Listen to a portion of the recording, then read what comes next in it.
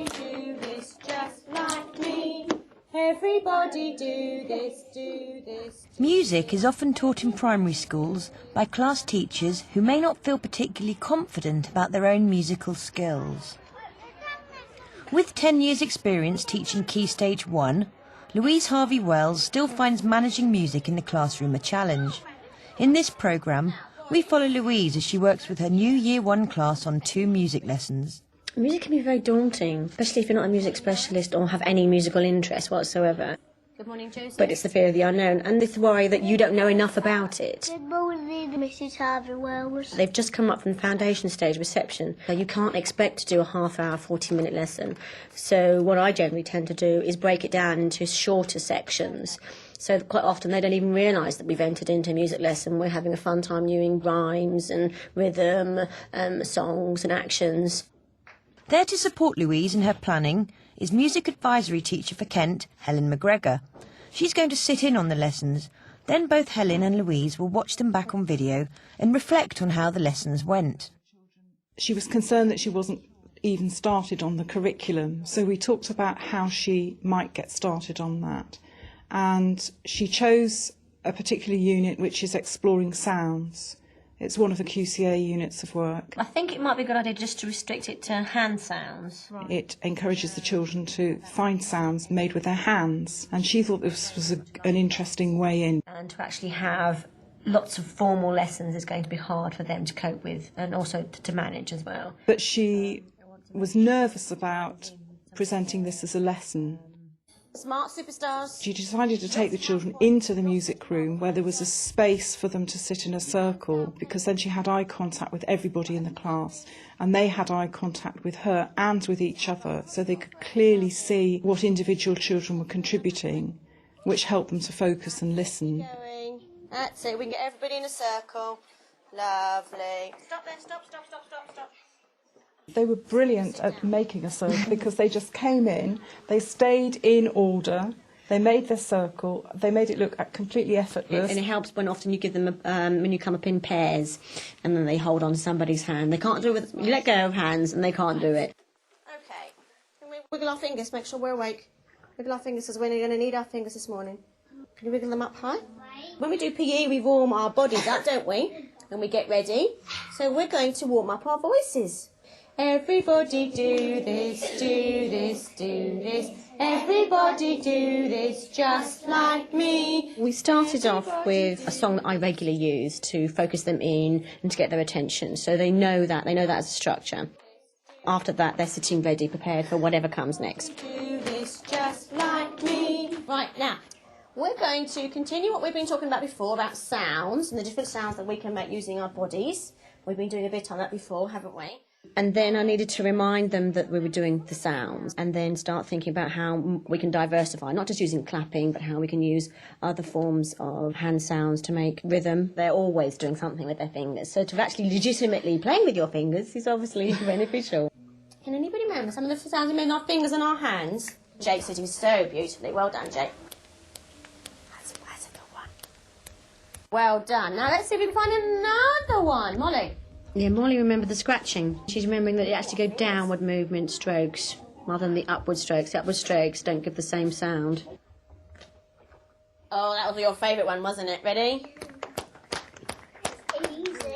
That's a nice, easy. Everybody was participating all the way through the lesson. There were lots of children totally absorbed in what they were doing. And it's a good way of developing fine motor skills as well, isn't it? Oh, definitely. Some of them were really exploring what individual fingers could do. We're going to sing a song now. Now, this is the We chose to use the song to give them the structure and also to give them the focus so they're all actually involved. Because otherwise, if you're just sitting there waiting for a child to choose a sound, it can get quite tedious for the other ones. And so to harness their attention using the song. So we're going to try and sing the song, and then one person will demonstrate, and I'm going to choose somebody very sensibly to show us either one of the ones we've just practiced or another one that maybe you could think of. Maybe that's given you some ideas and reminded you, but only remember, it sounds only to do with our hands today.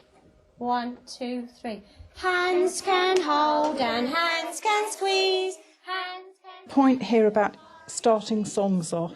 Hands can hold and hands can squeeze, hands can rest upon your knees. It's actually an account of 4. So it doesn't So fit. to count in 3 gives them a sort of false sense of what's going to happen. You might want to just say, ready and hands can hold, so that you've got their attention, they've got the start note, and you go straight into the song. And you can use that for any song. Can your hands make treat? Have you got a sound for us that we could make?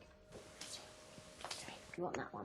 All right, so we're going to sing the verse and then we'll add your sound on the end of it. Ready? Hands can... It's got a very repetitive rhythm and melody, and also gives them a nice pause, so they're on within bated breath as to see who's going to be chosen. It gives them a very secure structure, doesn't it? They know what's coming next. Can our hands make... Right, we're going to have one more go. Brandon, have you got a sound that we could do? Flick, flick. Ready? No, not flicking our head, Charlie. Because we're only using our hands. Wait, hold on. I'm waiting for people to be ready. 1, 2, 3. Hands can hold and hands can squeeze. Hands can rest upon your knees. Hands can clap and hands can shake. What kind of sound can your hands make? Let's make one sound. Ready? Well done. We're going to play memory game now. We're going to build up a pattern with our lovely sounds that we can make, all right? I'm going to choose Georgia first. Can you think of a sound that we can make? It doesn't matter if it's one we've already done. Click. So we're going to remember Georgia's one, and now we're going to see if we can add another one. Jack. You never know how they're going to accept the whole sounds and the building and the memory, and how much their attention is going to stay with the task. And they were there looking to see who was going to be the next person and see if we could remember it. And a couple of children, you can see, were actually trying to memorise who was next. And, no, that's the wrong order. And they were adamant that they knew who was coming next. Jack was. Matthew was. Paul. Oh, Paul is being very clever. He's not just using the palms of his hands, he's using this bit here. And one of the children came up with a totally different one using his wrist. So he's actually exploring the fact that, yes, he can use other parts of his hands. So he wasn't just sort of repeating or copying. So it was good that he'd actually taken that a bit further. And now Thomas. Thomas is trying to use his fingers, aren't you? Right, let's go back to the pattern again. Ready? George's was 1, 2, 3. Jack's was flick, flick. And then Matthew was... 3. And then Paul was... And Thomas was... How many children is that so far? 5. Casper, have you got a sound for us? Well, why don't you have a quick look at this picture here? Now everybody else is sitting on their bottoms. And then I noticed that there was one little boy who was not very confident. He then used the chart and made it a secret. Secret. And they were like, oh, what are we going to come out with? Oh, So that's lovely. it meant that the other children weren't excluded from it because they were then waiting for Casper.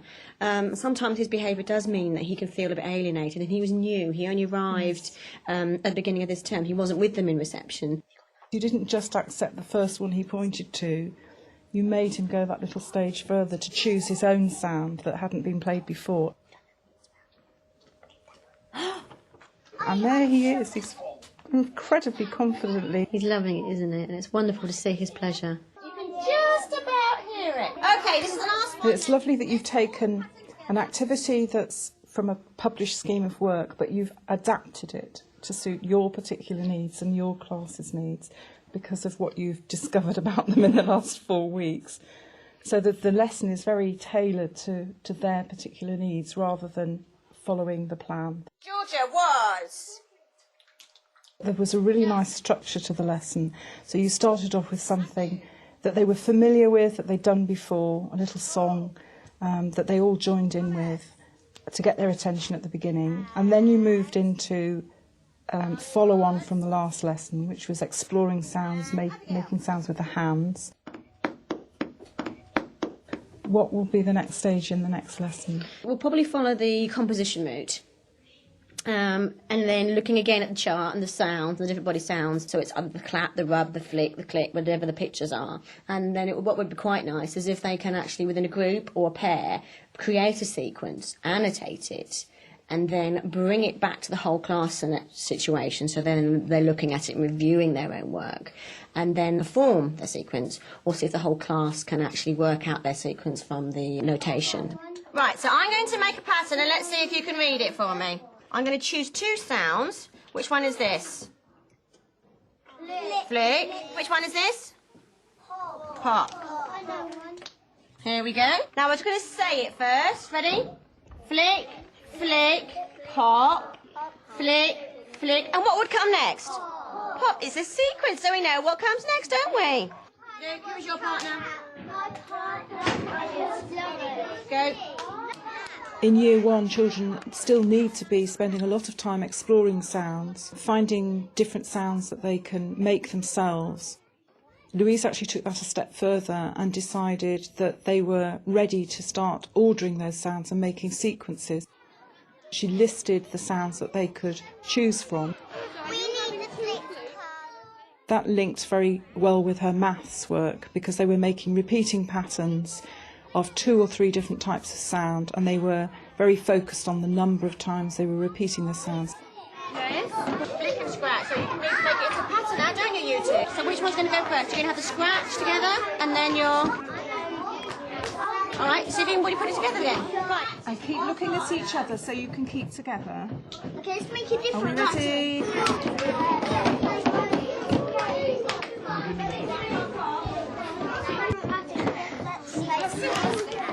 Tap, tap. Oh, that's clap. Oh, you definitely got it right.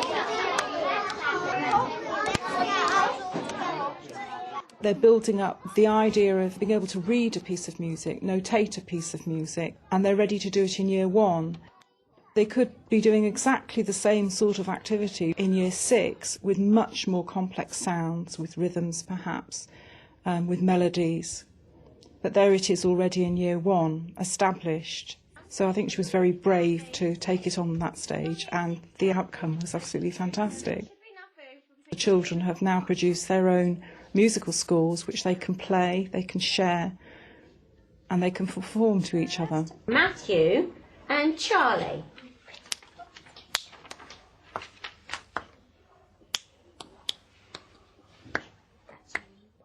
Give them a clap. How brave are they? William and Abigail. Right, ready? 1, 2, go. 1, 2, 1, 2, 1, 2. Well done. Music has to be hands-on, especially for small children. So to let go is very scary for a teacher. You don't know what you're going to end up with. You can end up with a right on your hands. Which do you start off with, a pop or a clap? Pop. A pop. So you're going from this side. Left-handed music here. Pop, pop, clap. I think generally teachers are nervous about music because it makes a noise, and the noise level can be quite high sometimes, especially if you're using instruments. But if you just apply your normal classroom management strategies to a music lesson, it can work really well. Which 2 sounds have you 2 chosen for your score? Tap and clap. Right, how many taps are there? 2. And how many claps are there? 2. So are you ready? Well, I'll count you in and then you start together. 1, 2, 3, 4. Tap, tap, clap, tap, tap. Can we join in?